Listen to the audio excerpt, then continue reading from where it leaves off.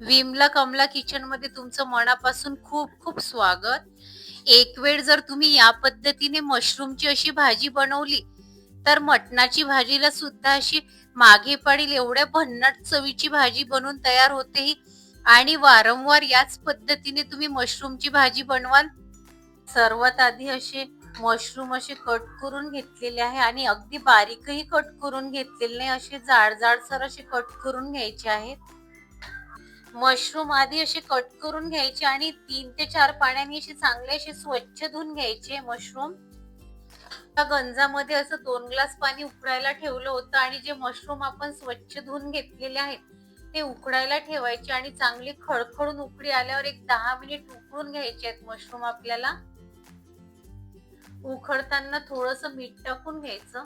मध्ये मशरूम टाकल्यानंतर अशी खडखडून उकळी आल्यानंतर गॅस लहान करून एक 10 मिनिट आपल्याला शिजून घ्यायचे आहेत मशरूम पाण्यामध्ये. मशरूम जोवर शिजते आहेत तोवर आपण वाटणाची तयारी करून घेऊया.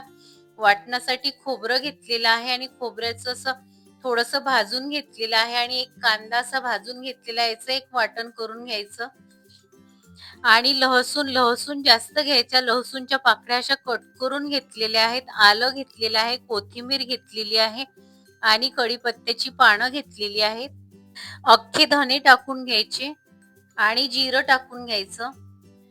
हिरवं वाटण वेगळं वाटून घ्यायचं. कडकडीत गरम करून घेतलं आणि जे आपण हिरवं वाटण वाटून घेतलेलं आहे ते टाकून घ्यायचं आणि चांगलं असं 1 मिनिट चांगलं असं परतून घ्यायचं. हे वाटण चांगलं असं 1 मिनिट परतल्यानंतर जे आपण खोबरं आणि कांद्याचं वाटण आहे ते टाकून घ्यायचं. परतून झाल्यानंतर कसुरी मेथी टाकून घ्यायची. परतत परतत चांगलं असं कडेने तेल सुटलेलं आहे. यामध्ये आता तिखट जाईल. मशरूम मसाला आहे, मशरूम मसाला टाकून घ्यायचा.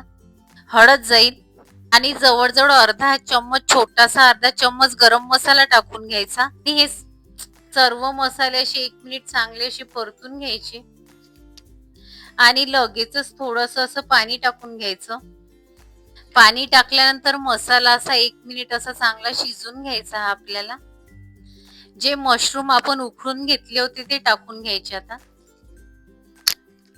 भाजीला बघा तरीही खूप छान आलेली आहे. याच्या पूर्वी आपण यामध्ये मीठ टाकून घेतलं होतं मशरूम उखळताना. आता परत थोडंसं मीठ टाकून घ्यायचं. भाजीला अशी चांगली खडखडून उकळी आल्यानंतर मंद गॅसवर भाजी आपल्याला एक 5 मिनिट शिजून घ्यायची आहे. 5 मिनिट भाजी चांगली शिजल्यानंतर गॅस बंद करून घेतलेला आहे. कोथिंबीर टाकून घ्यायची. भाजीला बघा अशी तरीही खूप छान सुटलेली आहे आणि सुवासही खूप सर्व घरामध्ये दरवळत आहे.